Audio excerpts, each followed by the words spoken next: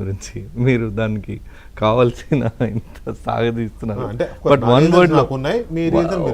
One వర్డ్లో చెప్తాను నేనంటే, సరే ఆఫ్ కోర్స్ వాళ్ళ కూటమి సభ్యులను కలుసుకుంటున్నారు, కుటుంబ సభ్యులా కలిసిపోతున్నారు యాజ్ పర్ పట్టారెడ్డి గారు చెప్పినట్టు వర్డ్స్. వారు చెప్పినట్టుగా ఇది రాబోయే రోజుల్లో ఇది ఒక ఏమంటారు మా విజయం ఖరారు చేయడానికి ఇది ఒక మీటింగ్ అని వీరు చెప్పినట్టుగా ఇవన్నీ కాదు. కానీ నాకు ఒక ఈక్వేషన్ అయితే చాలా స్పష్టంగా కనబడుతుంది. బట్ దానికన్నా ముందు ఒక ఫన్నీ పార్ట్ ఏంటంటే, హైదరాబాద్లో కూతవేటు దూరంలో బీజేపీ కేంద్ర కార్యాలయం ఉంటుంది తెలంగాణ రాష్ట్రానికి సంబంధించి.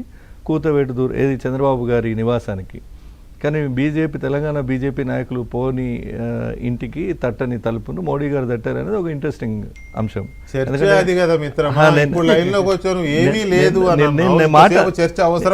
అది ఎందుకు అట కాదు గతంలో కిషన్ రెడ్డి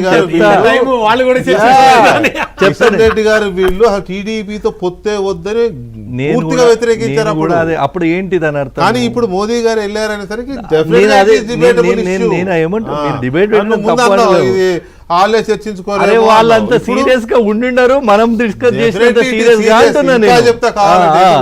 అయితే నేనేమంటున్నా, ఇప్పుడు మీరు చెప్పిందే కిషన్ రెడ్డి గారైనా లక్ష్మణ్ గారైనా లేదా బండి సంజయ్ గారైనా వీళ్ళున్న రామచంద్రరావు గారు సోదరు అయినా ఎవరైనా కూడా ఒకటే మాట ఏంటంటే, వాళ్ళు మేము సింగిల్గా పోతామని.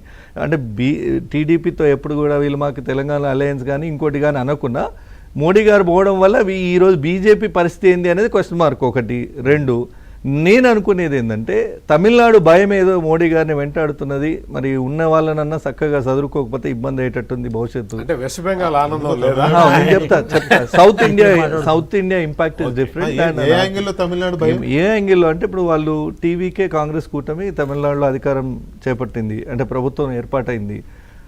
ఆ ఏఐడిఎంకేకి అవకాశం ఇవ్వాలను లేదంటే ఇంకేదన్నా రూపంగా తీసుకురావాలను గతంలో కర్ణాటకలో ఇచ్చినట్టు కానీ మహారాష్ట్రలో ఇచ్చినట్టు కానీ వెసులుబాటు ఇవ్వలేదు. విజయ్కి నంబర్ నిండితేనే రమ్మన్నారు. అక్కడ కర్ణాటకలో 10 తక్కువ ఉన్న యడ్యూరప్పని పిలిచిండు, మహారాష్ట్రలో 25 తక్కువ ఉన్న వారిని ఫడ్నవీస్ని పిలిచిండు. ఇక్కడ అది గవర్నర్ని అడ్డు పెట్టుకుని అది ఒక ఆట ఆడదామని చూసారు. అయినా కూడా ఏఐడిఎంకే వాళ్ళ బీజేపీ అనుబంధ అంటే వారికి పొత్తుల్లో భాగంగా ఉన్న ఇండియా కూటమి ఏఐడిఎంకే అడిగినా కూడా అక్కడ అవకాశం దొరకలేదు.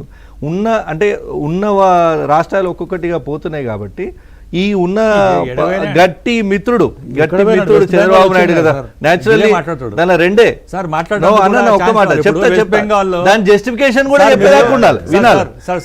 జస్టిఫికేషన్ కూడా ఉండాలి. మధ్యలో రాలేదు వారు మాట్లాడినప్పుడు. వారి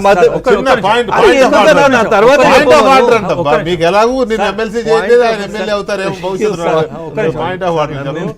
కాంగ్రెస్ పార్టీ సెంచరీకు దగ్గరలో ఉంది సార్, ఓడిపోయే దాంట్లో సెంచరీకి దగ్గర ఉంది సార్. వెస్ట్ బెంగాల్లో మేము ఒక్క సీట్ లేకున్నా కూడా మేము గెలిచినాం. వెస్ట్ బెంగాల్లో మీకు ఎంతమంది ఎమ్మెల్యేలు ఉన్నారు? ఉన్న వాళ్ళే తప్ప. వెస్ట్ బెంగాల్లో మీరు ఎట్లా గెలిచారు అనేది ఒక ప్రత్యేక చర్చ. ఈ పొద్దు కూడా గడవదు, అది సరిపోదు. నేనేమంటున్నా, ఈ కూటమిలో ఉన్న కీలక నాయకుడు చంద్రబాబు నాయుడు, తెలంగాణలో ఉన్న బీజేపీ నేతలు చంద్రబాబు నాయుడు గారి దగ్గర పోరు, వీళ్ళ మధ్య సత్సంబంధాలు లేవు అనేది వాస్తవం కదా. వారు కుటుంబ సభ్యులంటే నాకు నవ్వు వచ్చింది. ఎందుకంటే ఎప్పుడు వీళ్ళు కలిసిన లేదు, ఇక్కడే ఉంటారు మళ్ళీ. సో ఆ కుటుంబ సభ్యులు అనేది లేదు కాబట్టి మోడీ గారు పోయి ఉన్న ఒక బలమైన నాయకుడిని అట్లా కాపాడుకుందామనే ప్రయత్నంలాగా అనిపించింది తప్ప, ఇక అక్కడ పోయినాక రాజకీయం ఉండదని మన ఇద్దరం కలిస్తేనే రాజకీయాలు ఎన్నో మాట్లాడుకుంటాం, అంతే కదన్నా. అన్ని పార్టీల గురించి ప్రభుత్వం గురించి ఎన్నో రాజకీయాలు చర్చిస్తాం. అట్లాంటిది మోడీ గారు చంద్రబాబు గారు కూర్చొని ఉత్తగానే కాఫీ తాగి పిల్లలతో ఆడుకొని వచ్చిందనేది ఇక అది బయటకి చెప్పాల్సిన స్టేట్మెంట్.